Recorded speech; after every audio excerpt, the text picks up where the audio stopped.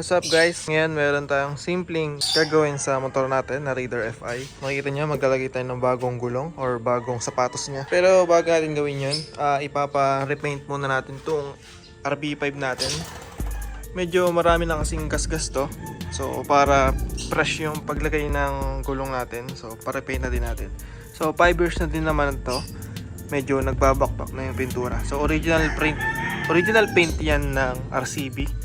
Pero bago natin ikabit tong bagong gulong, so explain ko lang yung nakakabit sa atin ngayon. So same brand lang naman sila, Pirelli Diablo Rosso, pero pinagkaiba lang nila is yung model. Yung model nito is Sport. Ayan, yung Sport is pwede talagang pang daily.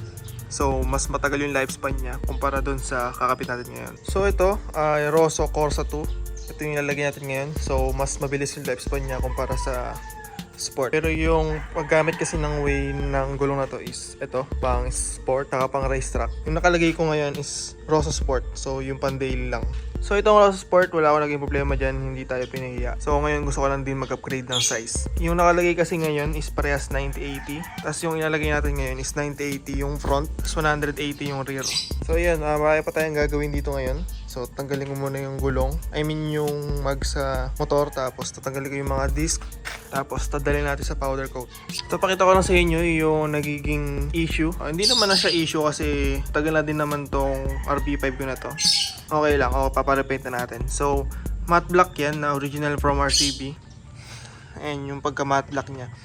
Pero meron ako nakitang option to sa powder coat na ipapag-glossy black na natin. So bago pala natin ikabit yung gulong, meron lang tayong konting gagawin dito sa sidewall. So yung nauuso ngayon sa street GP or yung mga pang concept na pang forma is kinukulayan to. So kulayan din natin ng dilaw. Tingnan natin kung magiging maganda yung kakalabasan.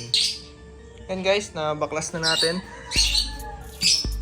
Ito na yung Delkevic disc na kinabit natin para sa 4-pot na caliper. So siguro linisin na din natin to. And nakita nyo yung back. So para lumutong na din yung kulay.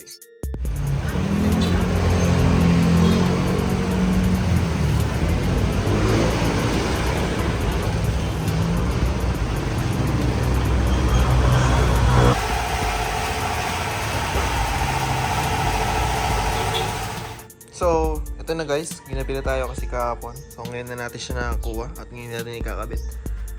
So ito, ganda na ang tindig niya sa 1.6 na mags. Tapos ito naman yung tindig niya sa 1.85 na mags. So kabit na natin siya dyan para matry na natin.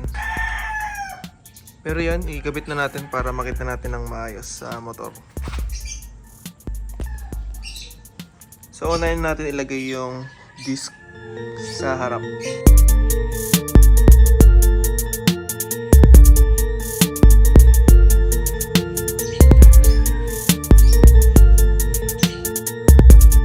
Tapos, syempre ilagay natin itong mga dust seal.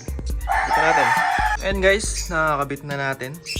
So medyo natagalan lang tayo dito sa adjustment ng 4-pot caliper natin kasi madami tayong modify na ginawa. Kasi talagang sumaside siya, which is normal naman sa RP5 na kailangan maglagay ng konting mga spacer. Since nandito na rin naman tayo, idamay na natin kung ano yung mga ginawa nating adjustment para sa mga nagpo-4-pot caliper. I'm sure pwede rin naman to sa mga stock mags. So tumatama kasi yung 4-pot caliper dito. Ayan yung labi ng R5, ng R1 dito. So ang ginawa ko is naglagay ako ng spacer. Ayan. So nung unang setup ko naglagay ng spacer, okay, plug and play. Pero ngayong nagpapintura ako, so I don't know bakit hindi siya plug and play ngayon. Ang ginawa ko naman ngayon is ayan, same pa din sa nakaraan, pero nagdagdag ako dito ng isang spacer. I mean dalawa, isa dito, tapos isa dito. So tag-isa lang sila para medyo tumulak yung 4-pot papunta doon. Pero sure naman na hindi tatama dito. So tatansyahin nyo lang din. Hindi ko siya ma-pre-wheel check kasi wala magbubuhat sa likod para mapakita ko na talagang umiikot siya. Pero ayan, nasa sariling adjustment nyo naman yung gagawin doon. So ito, dito naman tayo sa likod. So hindi ko na masyadong higpitan tong bolts dito. Kasi magpapalitin tayo ng 220mm na disc para sa rear. So, ibig sabihin, magpapalit tayo ng bracket para sa stock caliper para sa likod. Pero abangan nyo yun. Yun yung gagawin natin na sa next vlog. So, ngayon, focus muna tayo dito. Ayan guys, tapos ko na siyang ikabit. Ayan yung tindig niya. Pero bago ko pakita sa inyo ng buo, punasan ko muna. Tapos, i-road test ko muna kahit konti. Wala yung gamit ko pang linis ng brake cleaner. Ngayon na din pang pupunas natin.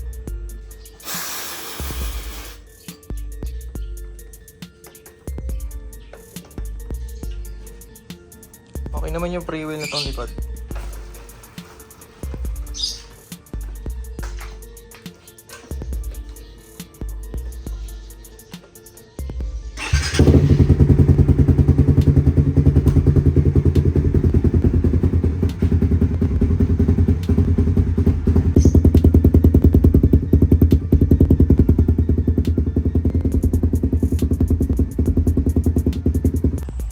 Ito pala guys. Na-break in na natin kahit paano yung gulong. May napansin lang ako dito sa paglagay nung gulong sa pinag-powder coat natin. Parang, o hindi parang, baligtad talaga yung pagkabit niya. Which is dapat naka-reverse. Medyo hassle kung papapalit pa natin para ipabaligtad lang. Okay na siguro muna yan. May napansin lang ako dito sa 9080 na Corsa 2 pagka ililiko. Iaahon ka niya agad. Kumbaga pag ililin mo ng konti yung harap, parang idediretso ka niya agad. Tapos sa rear, okay naman, walang problema. Kasi yung last setup natin is 9080. So medyo lumapad siya ng 10 from 90 to 100. So wala naman tayong problema doon. So all goods naman yung 9080 sa front. So marami nagtatanong din kasi kung sayad ba siya or hindi. So hindi naman siya sayad. And may clearance pa naman kahit pa paano. Ayun guys, so dito na muna matatapos tong video na to. So kung may tanong kayo, comment lang dyan sa comment section. Tapos abangan nyo yung next upgrade ko. Pero bago yan, ipakita ko muna sa inyo siya ng malapitan.